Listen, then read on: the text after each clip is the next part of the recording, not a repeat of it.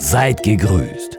Heute wollen wir mit euch einen Blick über den Marktplatz von Arkham schweifen lassen. Schauen, was die Kaserne bereithält und stürzen uns in erste Kämpfe. Wie immer möchten wir euch daran erinnern, dass sich das Spiel noch in Entwicklung befindet. Daher werden auch in diesem Video wieder viele optische und technische Mängel erkennbar sein, die aber schon bald der Vergangenheit angehören werden.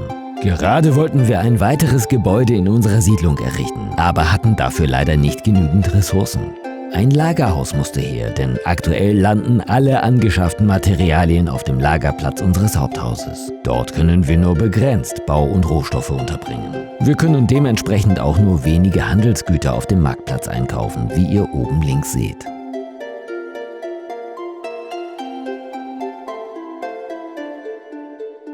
Für unser Lagerhaus müssen wir jetzt noch zuordnen, welche Rohstoffe hier untergebracht werden.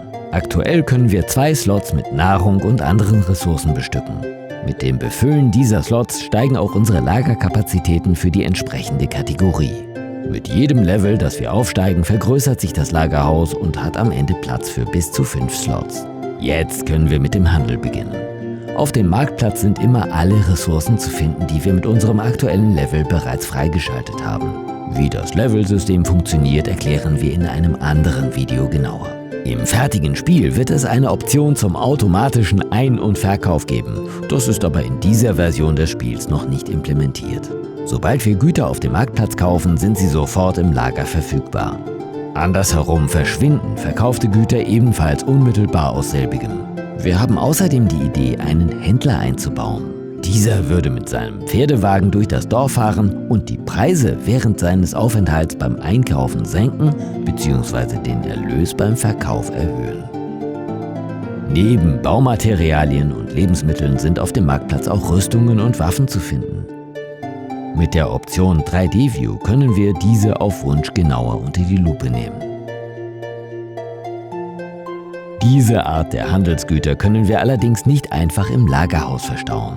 Für Waffen und Rüstungen benötigen wir eine Kaserne, die wir direkt errichten.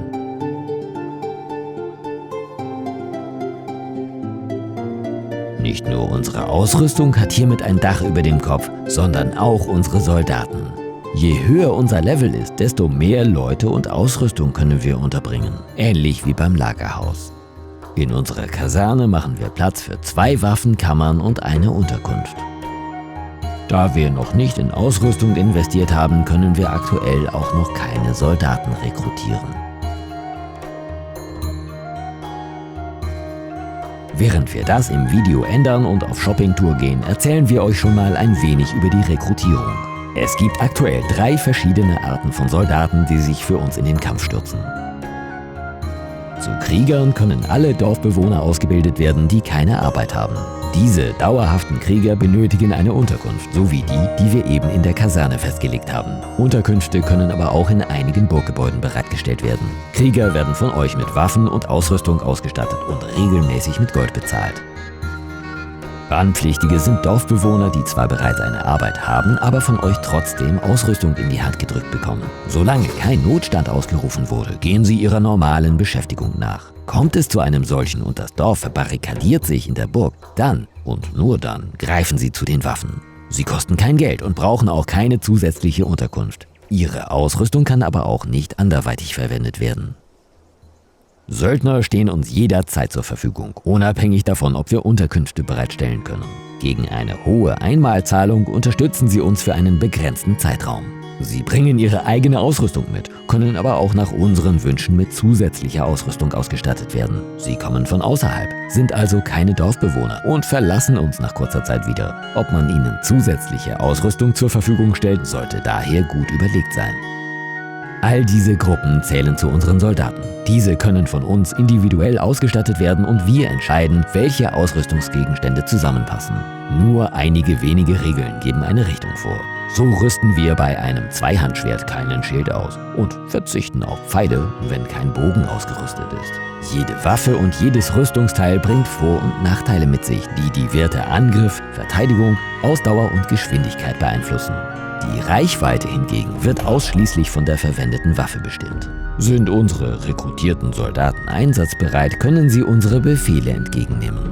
In der aktuellen Spielversion können wir sie quer über die Map schicken, auf Türmen und Burggebäuden stationieren und mit ihnen in eine einfache Feldschlacht ziehen. Damit uns bei den vielen Individuen nicht der Kopf raucht, haben wir die Möglichkeit, unsere Soldaten zu filtern.